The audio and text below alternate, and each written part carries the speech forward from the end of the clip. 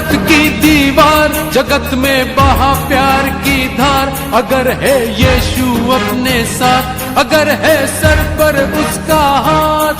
जय हो जय हो जय हो जय हो जय हो जय हो, यीशु की जय हो, भारत की जय हो, यीशु की जय हो, भारत की जय हो। यह जो आजादी है उसके विषय में आज हम चर्चा करेंगे कि किस प्रकार से परमेश्वर के वचन में और संसार में किस प्रकार से एक स्वतंत्रता संग्राम किस प्रकार से हुए और कैसे देश को और हमारे जीवनों को और किस प्रकार से संसार के तौर पे और परमेश्वर का वचन इस बारे में क्या बताता है और किस प्रकार से एक स्वतंत्रता और आजादी आज के समय में हम प्राप्त कर सकते हैं या हमने प्राप्त करी है या नहीं करी है, या कितने हम अपनी जीवन को या अपनी आत्मा को या अपने मानसिक रूप से या शारीरिक रूप से या आत्मिक रूप से कितना हम पिछड़ गए हैं उस आजादी और स्वतंत्रता को पाने में। तो प्रियो, जिस प्रकार से संदर्भ को आपके सामने पढ़ा गया है कि लूका रचित समाचार उसका 4 अध्याय और 16 पद से हमने यहाँ पर पढ़ा है, जो हमें इस प्रकार से बताता है कि प्रभु का आत्मा मुझ पर है, इसलिए कि उसने कंगालों को सुसमाचार सुनाने के लिए इसलिए भेजा है कि बंधुओं को छुटकारे का और अंधों को दृष्टि पाने का सुसमाचार प्रचार करूं और कुचले हुओं को छुड़ाऊं और प्रभु के प्रसन्न का प्रचार करूं।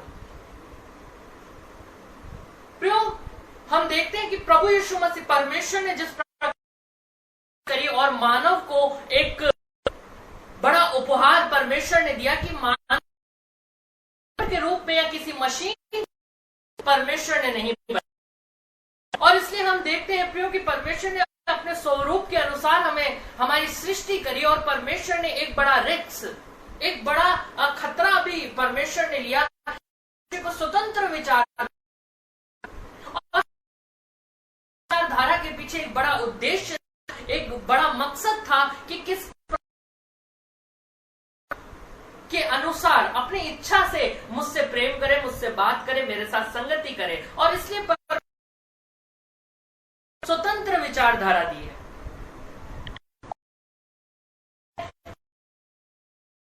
धारा का आदि से लेकर और आज तक दुरुपयोग हुआ है। ज्यादातर परमेश्वर का वचन हमें इस बात को बताता है कि जो बात आशीष की होती है मनुष्य उसे लेकर अपने लिए, जो परमेश्वर ने आशीषों की बात ठहराई है उसे हम अपने जीवनों में ग्रहण करके अपने जीवन में श्राप का कारण बना लेते हैं, और यही स्वतंत्र विचारधारा के अनुसार हुआ। और इस बात को प्रियो हम देखते हैं कि एक घटना को मैं आपको बता, एक परिवार था, एक हस्बैंड वाइफ थे, एक कपल था, से संतान नहीं थी, और जो वो हस्बैंड वाइफ थे, जो वो कपल था, वो अपने अकेलेपन से बहुत परेशान थे। उनके घर में कोई नहीं था, वो अपने पड़ोसियों के बच्चों को देखा करते थे, वो अपने रिश्तेदारों के बच्चों को देखा करते थे, और उनका दिल बहुत दुखता था क्योंकि परमेश्वर ने उनके घर में कोई संतान नहीं दी थी। और वो इसके लिए बड़ी प्रार्थनाएं करते और बड़ी विनतियां करते और अलग अलग जगहों पे जाते, अलग अलग स्थानों पे जाते, लेकिन परमेश्वर ने उनके घर में कोई संतान नहीं दी थी। और इस बात को प्रियो, और इस बात को लेकर वो बड़े दुखी होते और बड़े चिंतित रहते थे। तब उनके घर में एक मित्र का आगमन होता है, और वो मित्र उनके घर में आता है और वो कहता है कि आप जानते हैं कि आज की दुनिया में ह्यूमनॉइड रोबोट्स मिल रहे हैं। और ह्यूमनॉइड रोबोट्स क्या होते हैं ये उन दंपति को नहीं पता था, और जब उस व्यक्ति ने उन्हें बताया कि ह्यूमनॉइड रोबोट्स क्या होते हैं और उसका क्या उपयोग है, तब वो बात सुन के बड़े आश्चर्य हुए और उन्होंने फैसला किया कि हमारी कोई संतान नहीं है तो हम संतान के रूप में एक छोटा सा रोबोट, एक ह्यूमनॉइड रोबोट लेकर आएंगे और उसे अपने बच्चे की तरह रखेंगे। और वो दोनों जाते हैं और एक रोबोट को अपने घर में ले आते हैं, और उस रोबोट में बहुत सारे बटन होते हैं और उन बटनों को वो नियमित रूप से दबाते हैं। एक बटन को दबाते तो वो कहता गुड मॉर्निंग गुड मॉर्निंग, दूसरे बटन को दबाते तो वो कहता गुड नाइट, तीसरे बटन को दबाते तो वो कहता I love you mummy, I love you पापा, और इसी प्रकार से वो रोबोट उनके घर में भागता और वो उनसे प्रेम करते, और उस रोबोट का जो हाथ था वो बहुत लंबा हो जाता था और वो एक ही हाथ से उन दोनों को अपने गले से लगा लेता और एक बच्चे के रूप में वो उस रोबोट से प्यार करने लगे। और तब वो देखते हैं कि कुछ साल उनके जीवन के बीतते हैं और कुछ सालों के बाद परमेश्वर का अनुग्रह और परमेश्वर की दृष्टि उनके जीवन पर होती है और परमेश्वर का अनुग्रह उनके जीवन पर होता है और उनके घर में एक छोटी सी बेटी का जन्म होता है। और उस बेटी को जब वो घर लेकर आते हैं तब वो बेटी जिस प्रकार से उसका पालन पोषण करते हैं और समय के साथ साथ वो बेटी बड़ी होती है और उनके घर में भागती और खेलती और हंसती और चिल्लाती और चारों ओर आनंद ही आनंद फैला देती। तब उन दोनों दंपतियों को इस बात का एहसास हुआ कि जो प्रेम और जो स्नेह उनको अपनी बेटी से प्राप्त हुआ वो उस रोबोट या उस मशीन से कभी प्राप्त नहीं हो सका। वो रोबोट उनसे बात तो कर सकता था वो, लेकिन अपनी मर्जी से वो उनसे बात नहीं कर सकता था। वो अपनी मर्जी से अपने पापा मम्मी से बात नहीं कर सकता था, वो उन्हें बाहों में नहीं ले सकता था, परंतु उसका जब तक बटन नहीं दबाया जाए वो कुछ नहीं कर सकता था। और तब उन्हें एहसास हुआ उस सच्चे प्रेम का। और यही बात है प्रियो कि परमेश्वर ने हमें रोबोट की तरह नहीं बनाया कि एक रिमोट कंट्रोल परमेश्वर के हाथ में रहे और वो हमें कंट्रोल कर सके, परंतु परमेश्वर ने मनुष्य को स्वतंत्र विचारधारा दी है, स्वतंत्रता दी है ताकि हम स्वतंत्रता के साथ अपने जीवन को यापन कर सकें। परमेश्वर ने हमें अपने विचारों की स्वतंत्रता दी है और ना सिर्फ विचारों की परंतु अपने विचारों को व्यक्त करने की भी स्वतंत्रता परमेश्वर ने हमें दी है। यदि प्रियो हम बाइबल में देखें तो पुराने नियम में यदि हम जाएं तो हम देखते हैं कि पहला जो पूरी दुनिया का जो पहला स्वतंत्रता संग्राम था वो इजरायलियों का था। हम देखते हैं कि इजरायली लोग बंधुत्वाई में थे, इजरायली लोग गुलामी की उस स्थिति में थे और तब परमेश्वर ने अपने लोगों के उस दुख को देखा, उनकी पीड़ा को सुना और उन पर चित्त लगाया और उनकी उस चिल्लाहट को सुनकर, उनकी उस गुलामी की परेशानी को देखकर परमेश्वर धरा पर उतर आया। और तब परमेश्वर ने अपने दास मूसा को चुना और मूसा को ये बड़ा सौभाग्य दिया कि वो उसके लोगों को, उसके चुने हुए लोगों को, इजरायलियों को स्वतंत्रता दिला सके। और ये दुनिया का सबसे पहला स्वतंत्रता संग्राम बन सका जब मूसा ने परमेश्वर के नेतृत्व में सारे समस्त इजरायलियों को उस गुलामी से स्वतंत्र कराया, उस गुलामी से उन्हें आजाद दिलाया। लेकिन प्रियो यदि हम बाइबल में देखें तो बाइबल हमें इस बात को बताती है जब मनुष्य पाप में गिर गया, जब मनुष्य उस पाप में गिर गया और उस महान आज्ञा को जब मनुष्य ने तोड़ दिया, उस स्वतंत्र विचारधारा का जब मिसयूज होने लगा, तब परमेश्वर ने एक मार्ग, एक प्रावधान निकाला कि मनुष्य को पापों की कैद से स्वतंत्रता प्राप्त हो सके, पापों से उसे आजादी, उस पाप की गुलामी से उन्हें आजादी मिल सके। लेकिन प्रियो हम देखते हैं कि परमेश्वर की आज्ञाओं को निरंतर तोड़ा गया और हम देखते हैं कि बार बार मनुष्य ने स्वतंत्र विचारधारा का मिसयूज किया। और हम देखते हैं कि जब पाप इतना सृष्टि में बढ़ गया, इतना पाप मनुष्य जाति के अंदर बढ़ गया कि परमेश्वर को ठोस निर्णय इस पृथ्वी के द्वारा, इस अपनी सृष्टि के द्वारा लेने पड़े। और जब पाप बढ़ता बढ़ता मनुष्य की सीमा और उसकी सामर्थ्य से पार हो गया, तब परमेश्वर ने प्रभु यीशु मसीह को पाप की गुलामी से छुटकारे के लिए अपने इकलौते पुत्र अर्थात प्रभु यीशु मसीह को इस संसार में भेजा ताकि प्रभु यीशु मसीह हमें उस पाप से, उस गुलामी से स्वतंत्रता प्राप्त करा सके। उस अपने कीमती बलिदान के द्वारा उस पाप की मृत्यु, उस पाप की उस कीमत को वो चुका सके और हमें वो तब की आजादी, वो अनंत जीवन, वो अनंत आजादी परमेश्वर हमें दिला सके। और प्रियो यदि हम बाइबल में यदि सांसारिक रूप से देखें प्रियो तो जो स्वतंत्रता है, स्वतंत्रता जो है प्रियो, जब कोई व्यक्ति स्वतंत्र होना चाहता है या हर व्यक्ति के जीवन में यदि कोई गुलामी होती है तो व्यक्ति अपने स्वतंत्रता के विषय में सोचता है और यदि उसके जीवन में एक जज्बा है तो वो अपने उस शक्ति को, अपने उस परिश्रम को, अपनी उस इच्छा को पूरा करना चाहता है कि किसी भी रूप से वो स्वतंत्र हो जाए। और इसलिए प्रियो हम देखते हैं, यदि हम अपने देश को देखें और इतिहास के पन्नों को यदि पलट के देखें प्रियो, तो इतिहास में हमारे देश को स्वतंत्र कराने में जितने लोगों का योगदान रहा है, चाहे वो गांधी जी हो, चाहे वो सुभाष चंद्र बोस हो, चाहे वो भगत सिंह हो, जितने भी लोगों ने स्वतंत्रता संग्राम में हिस्सा लिया, जितने भी लोगों ने इस स्वतंत्रता को दिलाने में अपने जीवन को लगाया, यदि आप उन सब को देखेंगे, उन सब के जीवन को यदि आप पढ़ेंगे, तो उन सब के जीवन में एक बात सामान्य है। चाहे वो चंद्रशेखर आजाद हो, चाहे वो भगत सिंह हो, चाहे वो कोई भी स्वतंत्रता सेनानी हो, आप उसके जीवन को देखेंगे तो एक बात हमें उनके जीवन में कॉमन दिखाई देती है, और वो ये बात है कि उन सब को स्वतंत्रता चाहिए थी। उन सब के जीवन में जो मेन मकसद था, जो सारा फोकस था, उनके जीवन में जो एक ही इच्छा थी, वो यही थी कि उनको आजादी चाहिए, किसी भी कीमत पे उन्हें आजादी चाहिए, और उस कीमत को चुकाने के लिए उन्होंने अपने जीवन को समर्पित कर दिया। उन्होंने अपने घर बार को छोड़ दिया, अपने वैवाहिक जीवन को छोड़ दिया, उन्होंने अपने ऐश और आराम को छोड़ दिया, उन्होंने उन सारी चीजों को छोड़ दिया, अपने घर बार तक को छोड़ दिया, और अपनी इस स्वतंत्रता दिलाने के लिए इस संसार को भी उन्होंने छोड़ दिया। तो प्रियो हम देखते हैं कि स्वतंत्रता आज एक मनुष्य के जीवन में कितनी महत्वपूर्ण है, और एक व्यक्ति अपनी स्वतंत्रता के लिए किस हद तक जा सकता है, किस हद तक वो जा सकता है कि मैं एक स्वतंत्र जीवन जी सकूं। और प्रियो परमेश्वर भी यही चाहता है कि मनुष्य संपूर्ण रीति से स्वतंत्र हो सके।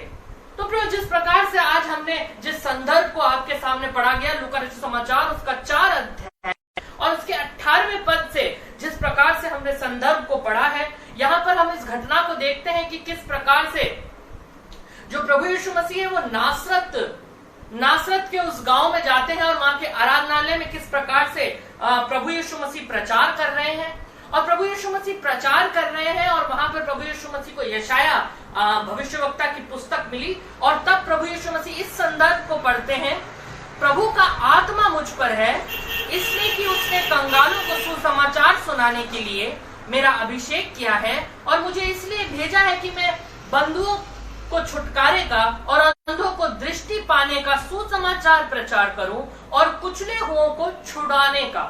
प्रियो परमेश्वर प्रभु यीशु मसीह अपने जीवन के उद्देश्य को बता रहे हैं। यहाँ से प्रभु यीशु मसीह अपनी सेवा को प्रारंभ करने जा रहे हैं, परमेश्वर की उस बड़ी योजना को पूरा करने के लिए जा रहे हैं, समस्त मानव जाति के लिए एक छुटकारे का, एक आनंद का, और एक स्वतंत्रता का, और एक आजादी का सुसमाचार लेके प्रभु यीशु मसीह इस आराधनालय से आगे की ओर बढ़ रहे हैं। प्रभु यीशु मसीह अपने जीवन की शुरुआत कर रहे हैं, अपनी सेवकाई की शुरुआत कर रहे हैं, और प्रभु यीशु मसीह इस बात का प्रचार करते हुए कर रहे हैं कि मेरा क्या मकसद है, और वो अपने मकसद को बता रहे हैं कि किस प्रकार से मैं छुटकारे के लिए आया हूं, मैं उस कैद से, उस गुलामी से तुम्हें छुड़ाने के लिए आया हूं। तो प्रियो कौन सी गुलामी से प्रभु यीशु मसीह हमें छुड़ाने के लिए आया? यदि आप उस समय को देखें तो उस समय की राजनीतिक हालत जो थी, जब प्रभु यीशु मसीह संसार में थे, तो उस समय की जो राजनीतिक हालत थी या सामाजिक हालत थी, वो बहुत ही खराब थी।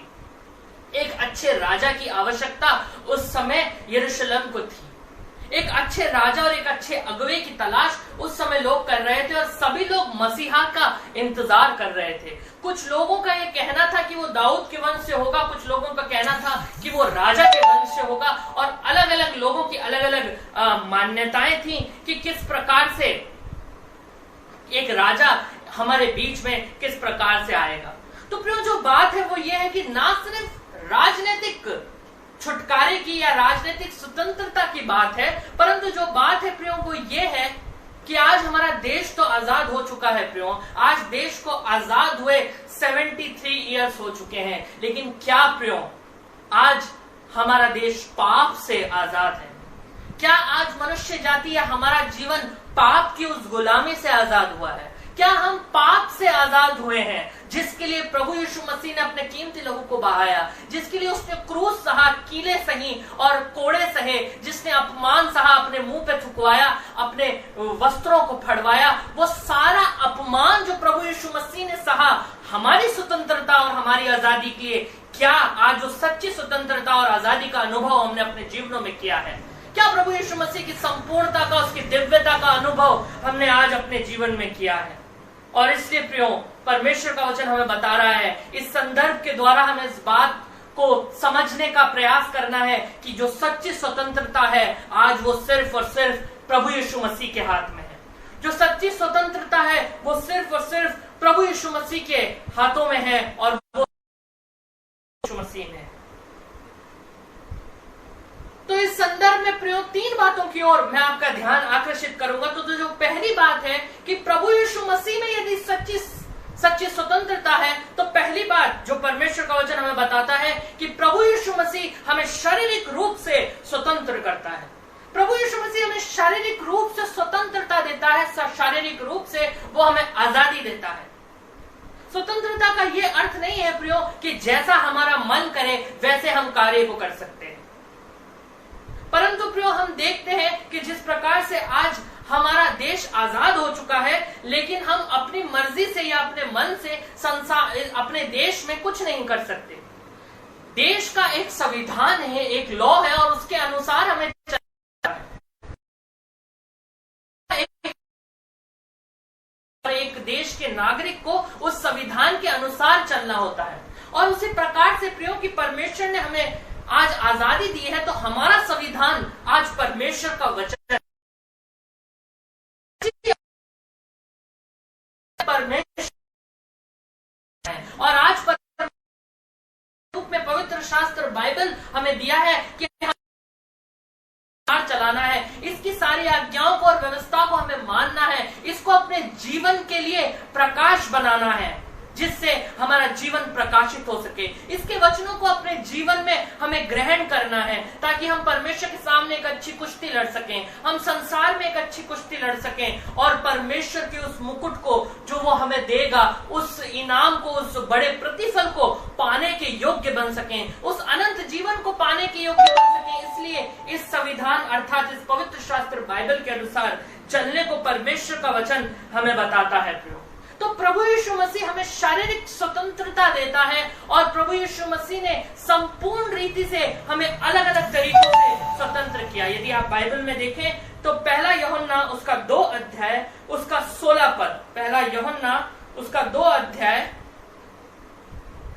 और उसके 16 पद से यदि आप पढ़ेंगे, क्योंकि जो कुछ संसार में है अर्थात शरीर की अभिलाषा, आंखों की अभिलाषा, वह पाप वो पिता की ओर से नहीं परंतु संसार ही की ओर से है। संसार और उसकी अभिलाषाएं मिटते जाते हैं, पर जो परमेश्वर की इच्छा पर चलता है वह सर्वदा बना रहता है। जो परमेश्वर की इच्छा पर चलता है वो सर्वदा बना रहता है। क्योंकि जो कुछ संसार में है प्रियो अर्थात शरीर की अभिलाषा, आंखों की अभिलाषा और जीविका का घमंड, ये सब हमारे परमेश्वर की ओर से नहीं है, ये सब संसार की ओर से है और ये सब नष्ट होता जाता है। इस बात को परमेश्वर का वचन हमें बता रहा है। तो प्रभु यीशु मसीह हमें शारीरिक रूप से स्वतंत्र करता है उन आंखों की अभिलाषा, जीवन की अभिलाषा और उन गलत अभिलाषाओं से, उस व्यभिचार की आत्मा से प्रभु यीशु मसीह हमें स्वतंत्र करता है। उस सारी गंदगी से, उस व्यभिचार की आत्मा से, उन सारी शारीरिक अभिलाषाओं से परमेश्वर अर्थात प्रभु यीशु मसीह हमें स्वतंत्र करता है।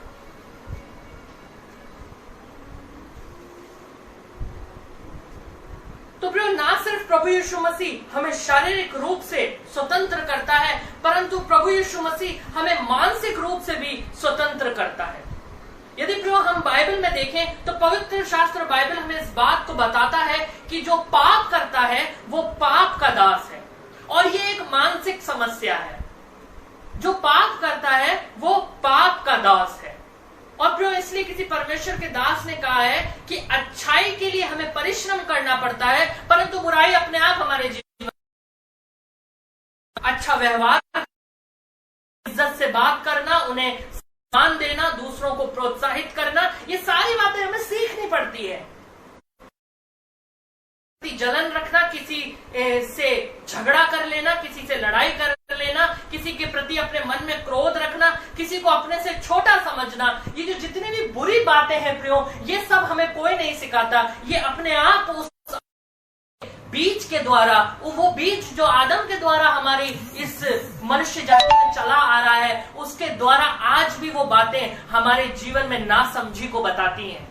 आज भी वो बीज हमारे जीवन में नासमझी को बताता है। तो इसलिए प्रियो, बुराई के लिए हमें कोई परिश्रम नहीं करना पड़ता, परंतु अच्छाई के लिए हमें परिश्रम करना पड़ता है। अच्छाई के लिए समय और पैसा सब कुछ हमें लगाना पड़ता है, ताकि हम समाज में परमेश्वर में एक अच्छे व्यक्ति, एक अच्छे इंसान बन सकें। लेकिन परमेश्वर का वचन हमें बता रहा है प्रियो कि अच्छाई जो है उसके लिए हमें परिश्रम करना पड़ता है। उसके लिए हमें हर प्रकार से परिश्रम करना पड़ता है कि हम किस प्रकार से एक अच्छा स्वभाव रख सकें, हम औरों के लिए एक अच्छा आदर्श बन सकें। और फिर इसलिए हम देखते हैं कि मनुष्य जल्दी से किसी का भी गुलाम हो जाता है। जल्दी से हम गलत आदतों का, बुराई का, उस नशे का, उस धूम्रपान का और उस गलत बातों का या धन के गुलाम हो जाते हैं, पाप के गुलाम हो जाते हैं। जल्दी से ये जो गुलामी है हमारे जीवन में आ जाती है, जल्दी से वो बुराई हमारे जीवन में आ जाती है और हम उस बुराई के दास हो जाते हैं। और इसलिए परमेश्वर का वचन हमें बता रहा है कि जो पाप करता है वो उसका दास है। और जो प्रियो, यदि हम आज की परिस्थितियों के अनुसार देखें या आज के संसार के अनुसार यदि हम देखें प्रियो, तो आज हमारे जीवन में जिसके हम गुलाम बने हुए हैं, जो आज की परिस्थिति और आज के समय के अनुसार है, हम भय के गुलाम बने हुए हैं। आज एक शैतान का झूठ है जो हमारे जीवन में बना हुआ है। जो प्रियो हमारे जीवन का भय है वो दरअसल शैतान के द्वारा बोला गया एक झूठ है, और उस झूठ को लेकर आज हर मनुष्य भयभीत हो रहा है। उस झूठ को लेकर हमारे जीवन में हम उस भय के गुलाम बने हुए हैं। लेकिन प्रियो, परमेश्वर का वचन हमें इस बात को बताता है कि हमें भय खाने की आवश्यकता नहीं है। यदि आप देखें भजन संहिता 51 में परमेश्वर का वचन हमें इस बात को बताता है कि परमेश्वर हमारा शरण स्थान और बल है, संकट में अति सहज से मिलने वाला सहायक है, इस कारण हमको कोई भी भय नहीं है। परमेश्वर है जो हमें किसी भी सिचुएशन में, किसी भी परिस्थिति में हमें मिलने वाला सहायक है। परमेश्वर हमारा शरण स्थान है। प्रियो, यदि तो शरण स्थान एक ऐसी जगह होती थी जहां पे मनुष्य को किसी भी प्रकार की कोई परेशानी या दिक्कत नहीं होती थी, किसी भी प्रकार की कोई समस्या किसी मनुष्य को नहीं हो सकती थी। और यदि हम वचन का अध्ययन करें तो पुराने नियम के अंदर जब हम परमेश्वर के तंबू और परमेश्वर की उस पवित्र स्थान के बारे में पढ़ते हैं, तब हमें ये इस बात को पता चलता है कि परमेश्वर की छावनी में 6 शरण स्थान बनाए गए थे। और उन 6 शरण स्थानों का यह मकसद था कि यदि कोई व्यक्ति पाप कर देता था या कोई ऐसा पाप कर देता था जिसका परिणाम या जिसकी सजा मृत्यु होती थी, या वो किसी की हत्या कर देता था, तो अगर वो व्यक्ति भागता भागता महापवित्र स्थान या फिर वो उस तंबू के अंदर या उस छावनियों में, जो 6 छावनियां बनाई गई थी, यदि उस पवित्र उस शरण स्थान में यदि प्रवेश कर लेता था, तो वहां पर उसे किसी भी प्रकार की समस्या या किसी भी प्रकार की समस्या नहीं होती थी। और इसलिए परमेश्वर का वचन हमें कह रहा है कि वो हमारा शरण स्थान और हमारा बल है, वो संकट में अति सहज से मिलने वाला सहायक है, और इस कारण हमको कोई भी भय नहीं है। परमेश्वर हमारे साथ है, उसने हमें अपने पंखों के तले सही सलामती से रखा है, और परमेश्वर की प्रोटेक्शन में हम हैं। वो हमारा महान शरण स्थान है जो हमारे लिए एक सुरक्षा कवच बनाता है।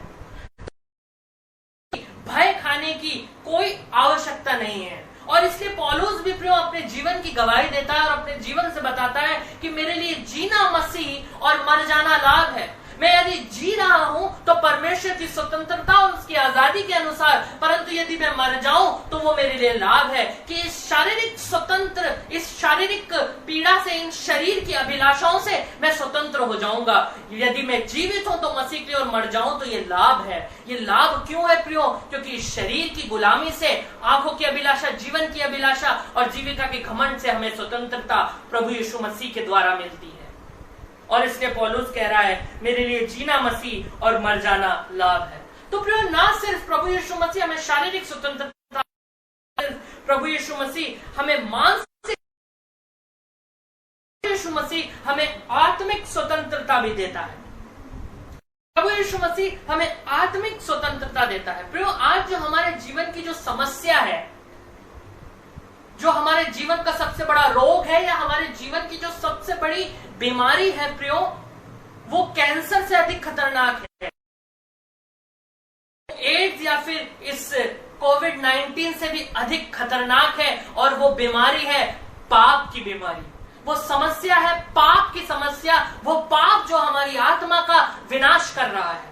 और इसलिए प्रभु यीशु मसीह कहते हैं कि उससे मत डरो जो शरीर को घात कर सकता है, परंतु उससे डरो जो तुम्हारी आत्मा को नरक में डालने का अधिकार रखता है। आज हम उससे डरते हैं प्रियो जो हमारे शरीर मात्र को घात कर सकता है या हमारे शारीरिक जीवन को नष्ट कर सकता है, परंतु हम उससे नहीं डरते जो हमारी आत्मा को नरक में डालने का अधिकार रखता है। और इसलिए प्रियो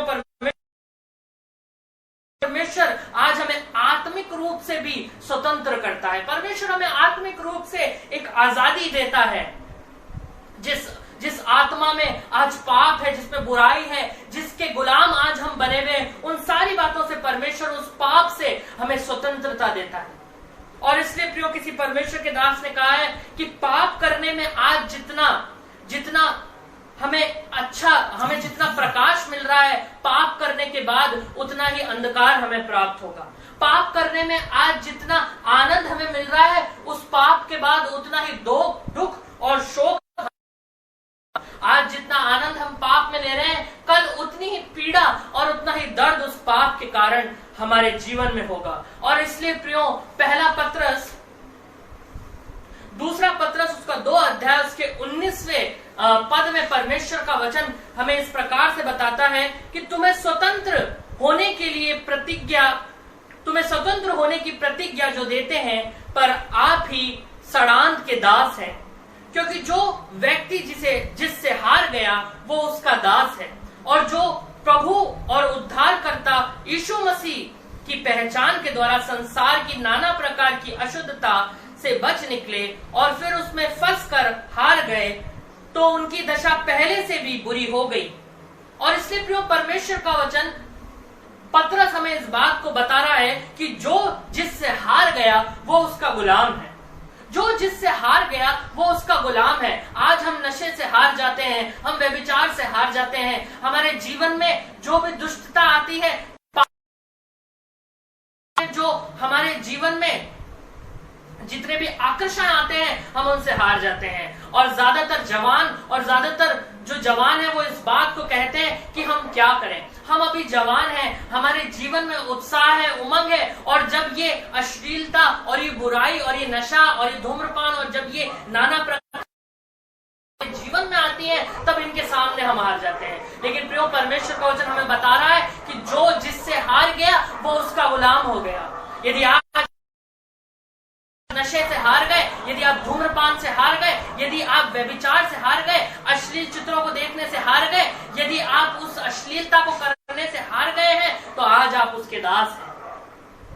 और इसलिए परमेश्वर का वचन कह रहा है कि जो जिससे हार गया आज वो उसका दास बन गया।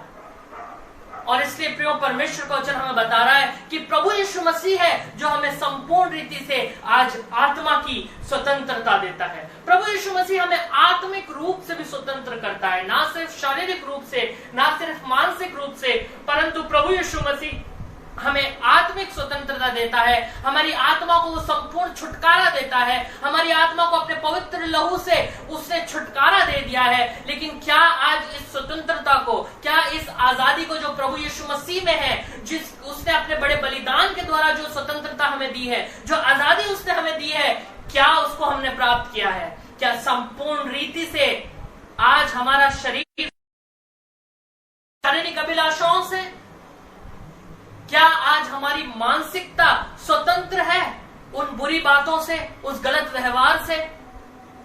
और क्या हमारी आत्मा आज स्वतंत्र है उस पाप की गुलामी से?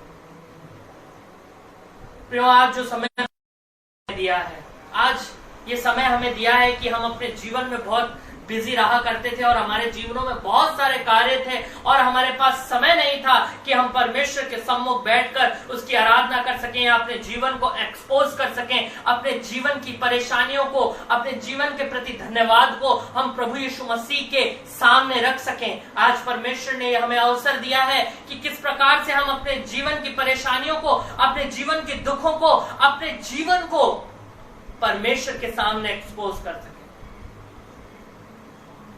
तो प्रियो, हमें अपने जीवन का अवलोकन करना है, अपने जीवन को जांचना और परखना है, क्या सही रूप में आज हमने आजादी को प्राप्त किया है। प्रभु यीशु मसीह जिस प्रकार को पढ़ा कि मैं अंधों को आंखें देने के लिए और उन परेशान और जो गुलामी में पड़े हैं उन लोगों को छुटकारा देने के लिए इस संसार में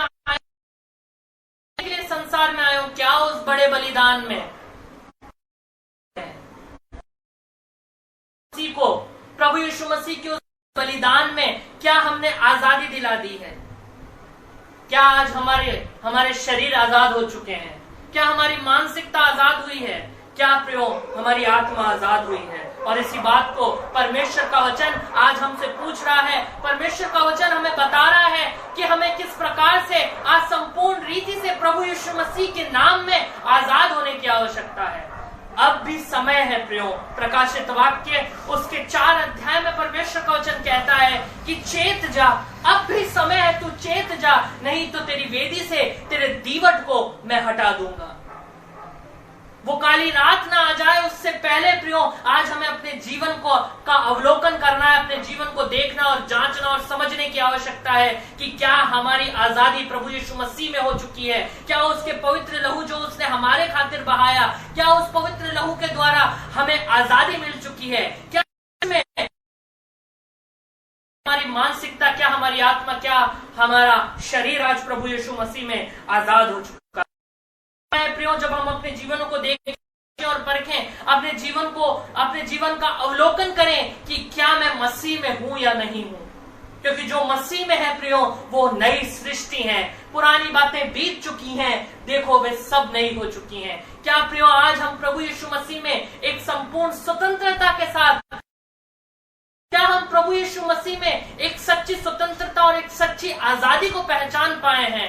परमेश्वर का वचन हमसे आज पूछ रहा है। परमेश्वर का वचन और आज ये विपरीत परिस्थितियां प्रियो हमें बता रही हैं, हमसे सवाल कर रही हैं कि क्या तुम मेरे मार्ग पे चल रहे हो? आज ये विपरीत परिस्थितियां, विपरीत समय हमें इस बात को बता रहा है कि प्रभु यीशु मसीह जल्द आने वाला है। प्रभु यीशु मसीह का आगमन निकट है प्रियो, और प्रभु यीशु मसीह आने वाला है, और उससे पहले हमें प्रभु यीशु मसीह को अपने निजी उद्धारकर्ता के रूप में ग्रहण करना है, प्रभु यीशु मसीह पर विश्वास करना है और प्रभु यीशु मसीह में उस नई सृष्टि में हो जाना है और प्रभु यीशु मसीह के उस धार्मिकता के वस्त्रों को पहनना है। हमें नई सृष्टि बनना है ताकि हम सब प्रभु यीशु मसीह के उस बड़े उस अनंत जीवन को धारण कर, उस स्वतंत्रता से हमें मिलेगी, उस स्वतंत्रता प्राप्त कर सकें जिसके लिए पौलुस अपने वचन में लिख रहा है। जिस प्रकार से हमने पढ़ा कि मेरे लिए जीना मसीह और मर जाना लाभ है। परमेश्वर मुझे शारीरिक स्वतंत्रता देता है। आज शायद हम सोच रहे हैं कि इन शरीर की अभिलाषाओं से, इन पापों से, इस नशे से, इस व्यभिचार से, इस धूम्रपान से मुझे कभी आजादी नहीं मिलेगी। ये शरीर है तो ये डिमांड करेगा, ये शरीर है तो ये लालसा करेगा। लेकिन प्रियो, प्रभु यीशु मसीह हमें बता रहा है कि शरीर की अभिलाषा, आंखों की अभिलाषा और जीविका का घमंड, ये सारी जो बातें हैं संसार पिता की ओर से नहीं है। तो प्रियो, आज हमें इन शारीरिक अभिलाषाओं से हार नहीं जाना है, परंतु अपने आप को उस सच्चे कर्ता के हाथों में समर्पित करना है, उस सच्चे परमेश्वर के हाथों में समर्पित करना है कि वो हमें संपूर्ण रीति से, अपने शरीर से हमें स्वतंत्रता दिलाने में सक्षम है। आज शायद हम मानसिक गुलामी में पड़े हैं, हम उस डिप्रेशन में पड़े हैं, वो अतीत की चोटों में पड़े हैं, वो अतीत की कुंठाएं, वो हमारे जीवन में गलानियां हैं, अपने फेलियर को लेकर, अपनी असफलताओं को लेकर, हमारे टूटे हुए रिश्तों को लेकर। शायद आज हम मानसिक रूप से परेशान हैं, हमारे जीवन में कोई आशीष परमेश्वर ने शायद नहीं दी, हमारे जीवन में रुकावटें हैं, हमारे जीवन में परेशानियां हैं, और शायद उन सब से आज हम परेशान हैं। लेकिन प्रियो, परमेश्वर का वचन हमें बता रहा है कि प्रभु यीशु मसीह में हमें सच्ची मानसिक स्वतंत्रता प्राप्त होती है। परमेश्वर हमें उस डिप्रेशन से निकालना चाहता है, जीवन को, हमारी मानसिकता को पूरी तरीके से और इसलिए प्रभु यीशु मसीह कहता है कि मैं तुम्हारे जीवन से उस पत्थर के हृदय को निकाल के तुम्हें एक मांस का हृदय दूंगा, तुम्हारे मनों को मैं नया कर दूंगा। वो मन जो बुराई में और उस पाप की गुलामी में पड़ा है, उन मनों को मैं आजाद कर दूंगा, एक नया मन मैं तुम्हें दूंगा और पूरी रीति से मैं तुम्हें एक नई सृष्टि बनाऊंगा। प्रियो, हम परमेश्वर का धन्यवाद देते हैं कि प्रभु यीशु मसीह ने आज हमें शारीरिक रूप से, मानसिक रूप से और आत्मिक रूप से स्वतंत्रता हमें प्राप्त कराई है।